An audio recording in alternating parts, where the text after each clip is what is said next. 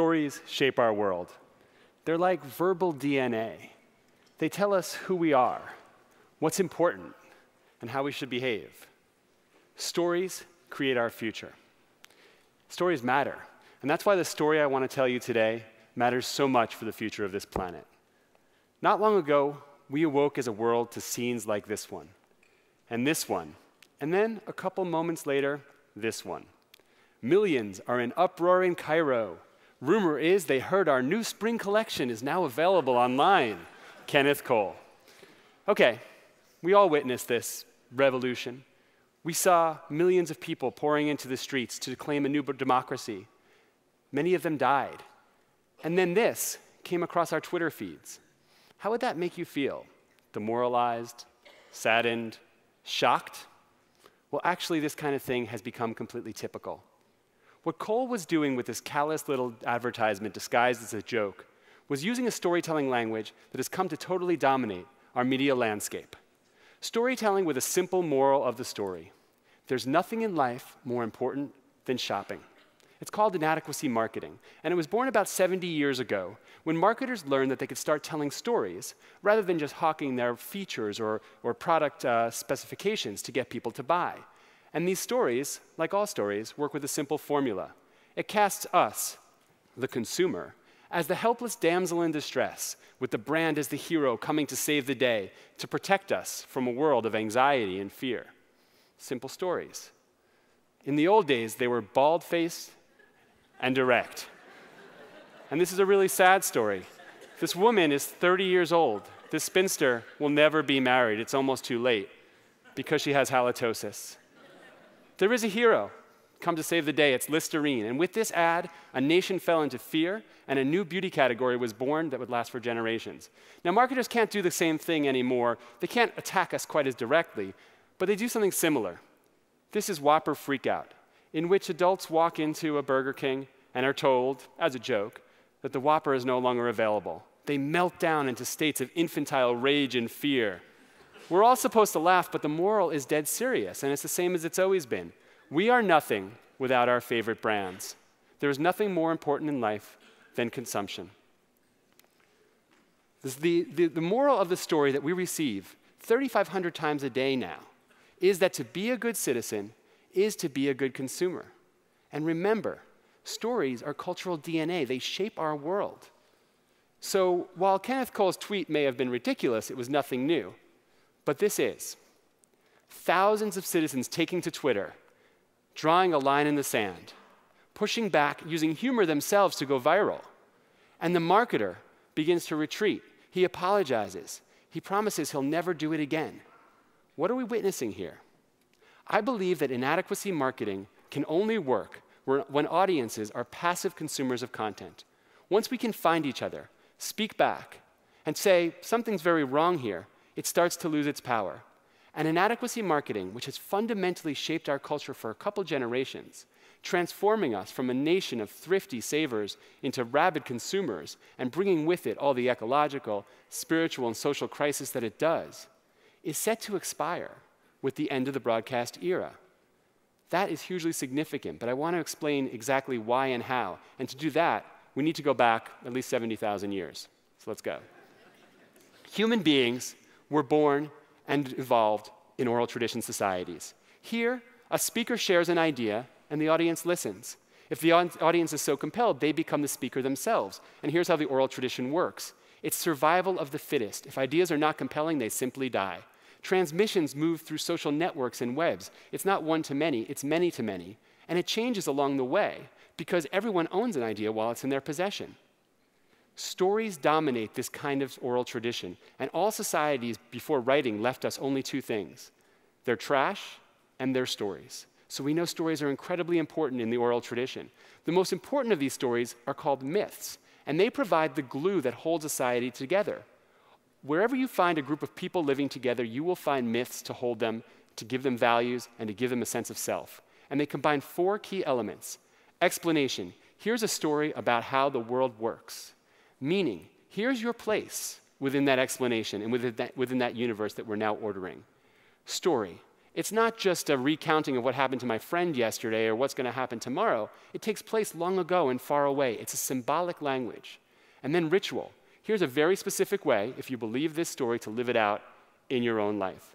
Now, Joseph Campbell, who we spoke about earlier, discovered that myths across all times and cultures followed a simple formula. He wanted to know, was there something that would predict that an idea would survive in this survival of the fittest landscape? Was there a formula? And he found, of course, that there was one. It's called the hero's journey.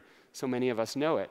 We find a helpless outsider muddling through a broken world. She wants to live out her values, but she feels kind of helpless to do so because the world is broken. Then she meets a mentor. The mentor tells her so much more is possible.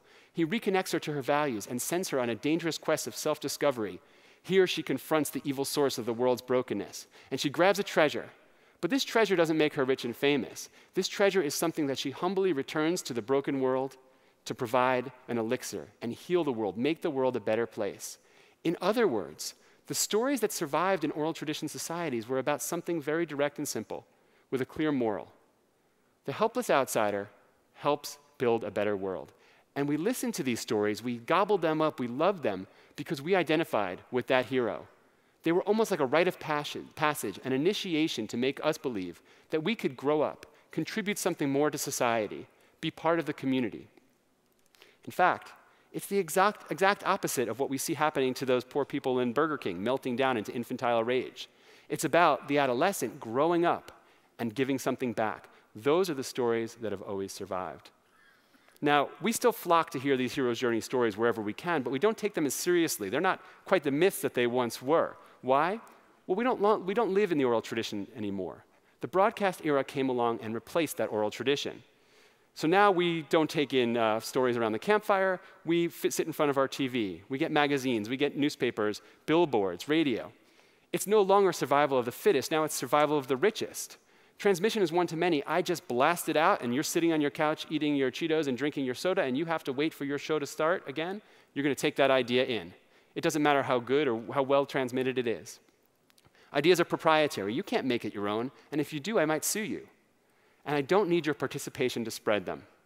Now, in that world, these myths started crumbling, and sociologists started to believe that maybe for the first time ever, we were entering a myth gap. We were becoming a society that no longer had shared myths. They had never seen this before.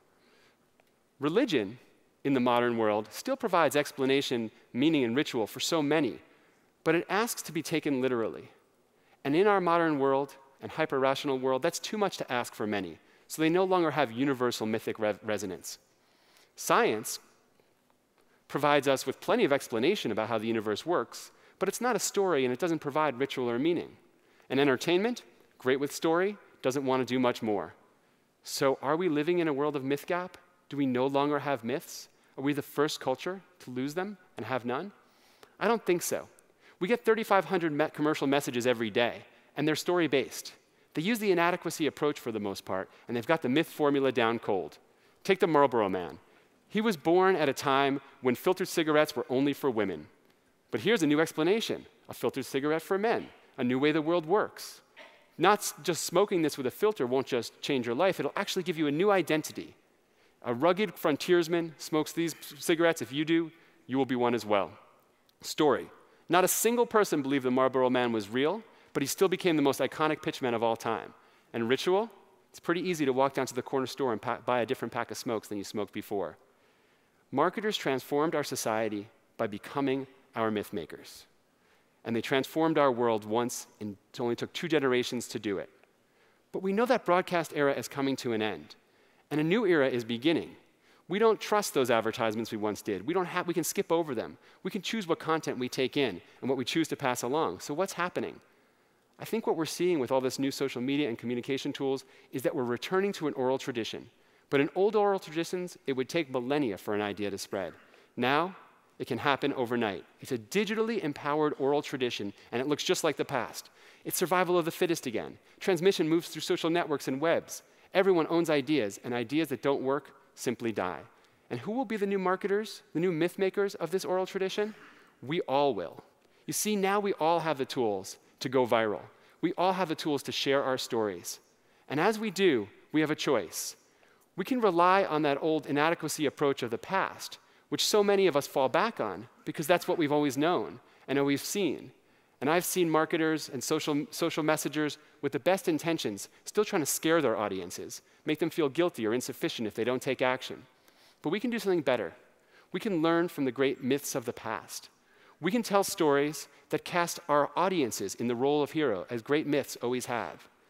We can be the mentor, asking them to connect more deeply to their own values and go on a journey to actually contribute something to the world. We can reinforce that idea that everyone is a potential hero. Does this sound crazy? Well, a lot of the best brands have been quietly doing this all along. Nike, for instance, where other brands always assumed you should make your product convenient and easy and we'll do it for you. Nike comes along and says, no, actually, achievement's very difficult. Everything you need is already inside. We'd like to be with you on your journey. And they created a sensation. But I'm not just talking about selling shoes here, of course. I'm talking about something so much more. What I want to do is invite you on a kind of hero's journey. A journey to join millions of other people to hasten the end of a marketing and a myth-making language that no longer works. How do we do that? Well, first, you can do what thousands are already doing and did to Kenneth Cole. You can tell our myth-makers and our storytellers that inadequacy stories just won't cut it anymore. We can open our social networks only to the kind of stories that tell the truth about humanity, the truth that we are heroes in the making.